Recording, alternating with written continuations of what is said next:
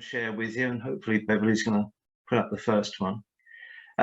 This is the entry stone to Peek Close, the development I'm going to talk to you about, which basically fits, I'm pleased to say, the criterion set out by both Bishop Gooley and also Paul.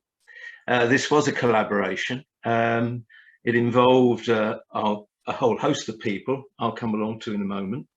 We did form a group, Lavenham Community Land Trust. We put it together in 2014. It was formally recognised by the Financial Conduct Authority in 2015. At that time in Lavenham, we were producing a neighbourhood development plan. And those of you who have been involved in such things will realise that they're all evidence-based. So we already had, thank goodness, things like housing needs surveys, and we had a record of those, so we had a trend analysis. But the evidence coming out of the MP was decisive in making us appreciate at community level that we had to do something about our local housing need. Those of you who know Lavenham, Lavenham's a pretty village, it's a well-served village. But we do have second homes, we do have holiday lets, and the people that have suffered through that growth in the last 20 years have been local people.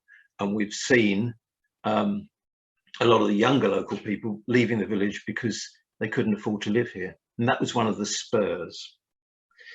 We had already established a housing enabling group, and that was made up of members of the district council officers from different parts of the council, housing and community and others, and also members could come along if they wanted.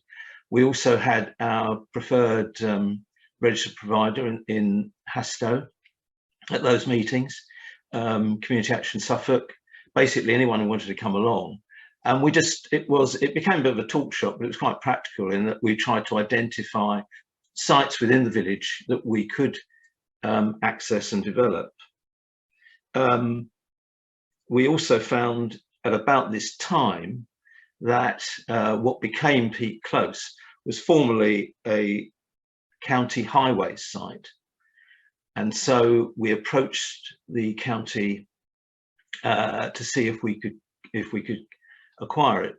With the help of our then district and county councillor, Jenny Antill, we were able to have one really good meeting, just one, and we secured the site for £1.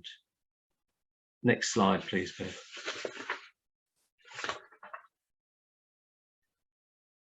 Thank you.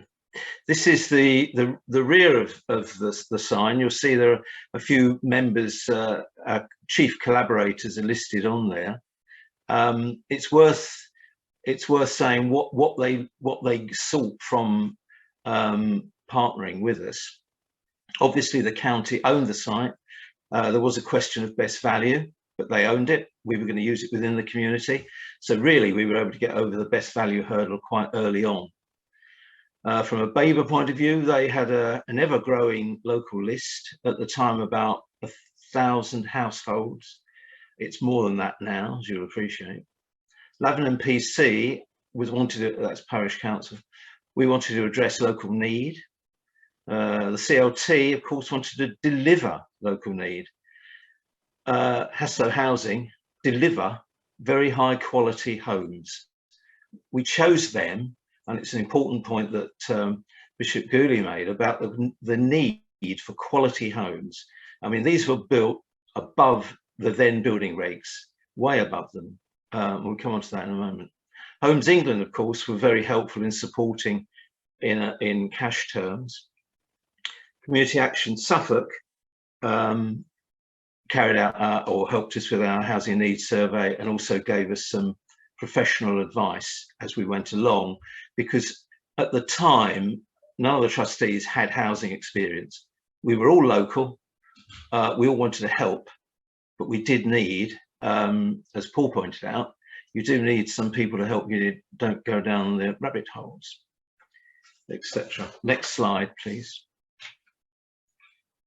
This is the entrance to Peek Close. All these photographs are taken by my colleague Brian Panton. we're very proud of this. As you can see, it comprises 13 rentals, 5 shared ownership, 18 in total, built to a high spec, as I say. Some of the design is such to improve the affordability aspects of owning a home.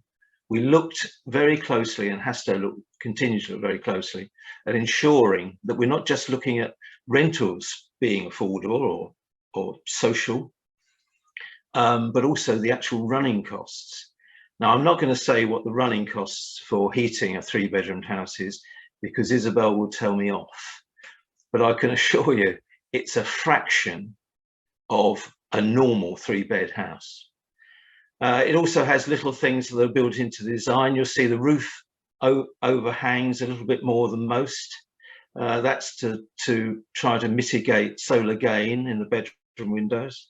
Have heat recovery systems built in, triple glazing. I'm stealing all of Isabel's fire here, but you know, they are great homes. They're not just dwellings or houses, they're homes. And importantly, you know, we hope we've built this a small community within our larger community. Part of our neighbourhood plan, by the way, dictates that there shouldn't be large developments in our village, large being many more than 24, 25, because we can't absorb that number of households. And the whole idea is to build on the community, not little enclaves. Yeah, next slide, please. Sorry, Bertie. So we got the agreement to purchase the land, as I say, in about 2014 for £1. We then worked, I'm pleased to say, very, very well with Baber Planning and also Strategic Housing Group and Hasto to go for a single shot for planning. We didn't want to go backwards and forwards. We didn't want, you know, we wanted to make sure we've got a scheme that works and that would be accessible for us to share with our residents as we built this up. But importantly, also, we want to go to the planning committee fully armed and frankly not waste too much time or money. And I'm pleased to say we did that in January 2017. Build commenced, as you can see, in spring 2018 and handover to tenants in October 2019. Very tight time scale. Some of that is the fact that you know, some of us are just impatient, I guess. But we took advice as we went along to make sure basically that we were not overshooting ourselves. It's important to listen to the professionals. It's important to constantly be part of this whole process, this whole collaboration. But equally, it's important that it has to be driven. And although you've got to be careful that you don't run faster than you can walk, truth of the matter is, unless you push, unless you shout, as Paul said when planning, he's been at planning meetings, and the rogues have been louder than the innocents, well, you know, just keep going is my advice, and don't take no for an answer. Next slide, please. So yeah, this is Peek Close. This is a photograph. Brian is also a licensed drone photographer. And you'll see that at the bottom right-hand corner, there's a pedestrian access way through to our pedestrian network. On the left-hand side is the vehicular entrance, and where our entrance stone is. And also in the middle of the banjo is a piece of art. And that piece of art was a planning condition, which we accepted. It happened to be that the senior planning officer was actually doing, I think, a PhD in public art at the time. So anyway, we were very proud of it. It's basically a big lump of stone with the Lavenham sky at night inscribed over the top.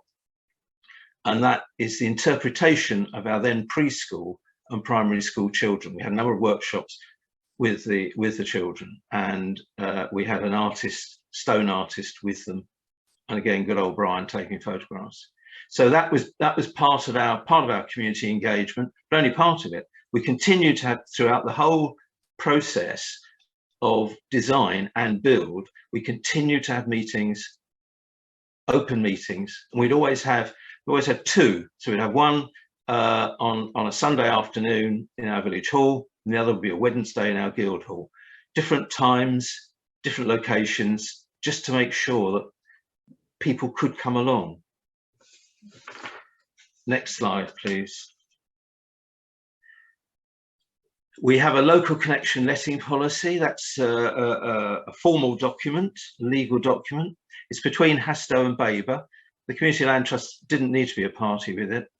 Point to remember, and I'll remind you of, is that Lavenham Community Land Trust owns the freehold of these buildings. Hastow Housing have a long leasehold interest. And the reason for that is that we don't possess, we being the CLT, do not possess the expertise to act as developers. And also, importantly, and the point Paul made, was about risk assessment. You know, there are many, many risks associated with this. And we're not in a position to manage those. And we didn't want to be in a position to manage those. So why not hand it over to specialists, people who do? Hence a good registered provider. The other thing is that we sought planning prior to moving on site and prior to the Hastow lease being signed, because we wanted to make sure all the issues were identified. And I think we did, all bar one, which I'll come on to in a moment. But it's basically, again, as Paul said, you've got to have a business plan. And within that, you've got to have a series of action plans. And wherever possible, obviously, you've got to try and do risk reward throughout, which I think we largely covered. The item we didn't quite cover was the next one. En route, we found that there was a potential contamination issue. The then I think Isabel's then boss, John, had his fingers burnt on somewhere in his past, and he was very hot on contamination. Although it had only been used for salt, the site had only been used for salt storage or gravel storage. Anyway, we accepted, we being the CLT again, accepted a put option should there be a high level of contamination. There wasn't, because you see, the other thing we've got to remember is that we've got loads and loads of local knowledge.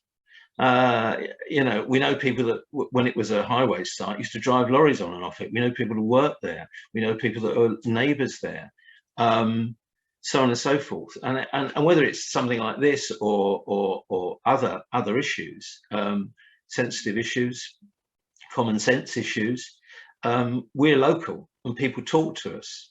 And also by continually having our little meetings and open surgeries, people can come forward. Equally, at the time I was on the parish council, as Brian was, and through that people knew us, and so they could, you know, if we're going to get our loaf of bread in the morning, someone could tap us on the shoulder and say, what about this? All good stuff. Next, please, Bed. So here we are. This is when we turned the first sod. In the middle down there, the three at the bottom, the first sod turner was actually our MP, James Cartledge. He was always a good sport. Came along to support us. Those were all the key people. I'm down there on the right, and on the left was the then Chief Executive of Hastow. And again, it's part of our PR. I mean, we then had a little tea party in the village hall, and people were allowed and invited, including potential tenants, to come along and have a cup of tea and a bit of cake. A bit of tea and a piece of cake never does any harm. And that's really part of what it's about. It's being able to talk to people in a relaxed atmosphere and listen, importantly, listen to people. Yeah, doesn't matter how you take your tea, as long as you like. drizzle cake. Thank you. Next one, please, sir. Now, this is the grand opening. There's James again cutting the ribbon. Me on the left this time, and the main parties involved. I must mention briefly the developer. The developer was DCH. They were the actual builders on site. They were brilliant. We were allowed, Brian and I were allowed on site anytime we wanted to go, as long as we took our yellow hat and stuff. So we saw the place being built. So again, if someone says, you know, how do you know this? Well, 9 times out of 10, one of us was around at that time. So we know how the drainage system works. We know the fact that when channeling is made for conduits, that it has to be sealed with this, I don't know what it's called, it's like bituminous stuff. But we know they did it because we witnessed it. That's the great thing. Why, you would have seen we had a short development period. A part of that is, I mean, some of it was hassle. You know, get on with it. We're there. Why don't we finish it? You mustn't lose momentum when you get going with a project, whether it's at the early stages or going through it. You lose momentum, and well, we know what happens. You can lose control, and importantly, you can then get a cost hike. So it contains build inflation.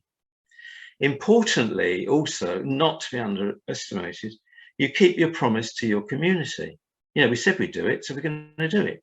You couldn't at any stage stop doing this once we had committed to doing it.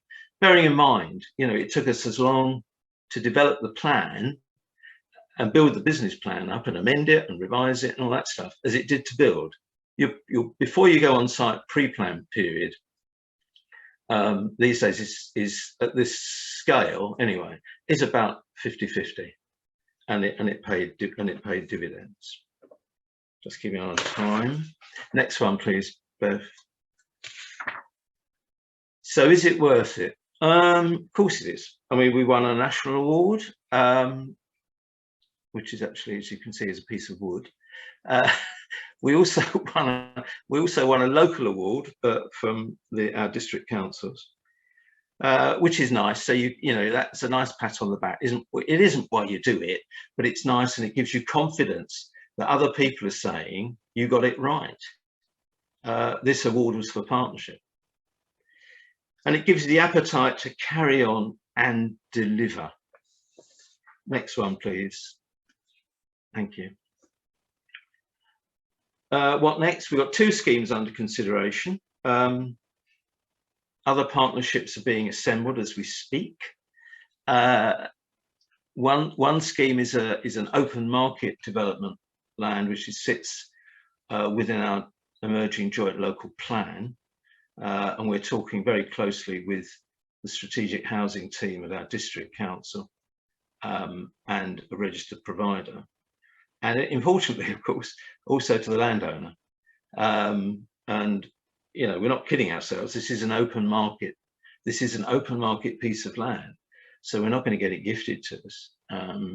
And you know, we don't expect to do anything other than pay what's considered to be the full asking price, obviously subject to negotiation. And the second piece of land we're also looking at with another housing provider, another registered housing provider.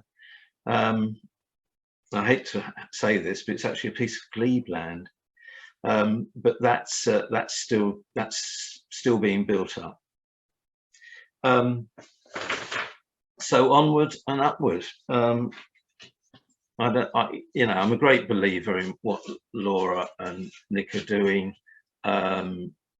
Brian and I presented something similar to this, but not perhaps next to the last page. All over Suffolk, Norfolk, Cambridgeshire, Essex, Kent, various other places. We'll talk to parish councils, we'll talk to other CLTs, we'll talk to district councils. Yeah, we are a bit driven because it's just got to be the right way forward. Bottom up has got to be, you know, part of the answer, and an important part of the answer. all the parishes that Ryan and I have spoken to and other councillors, everyone's got a local housing need. You know, whether it's 4, 6, 60 dwellings, they're all there. And let's hope we can help them perform. Thank you very much.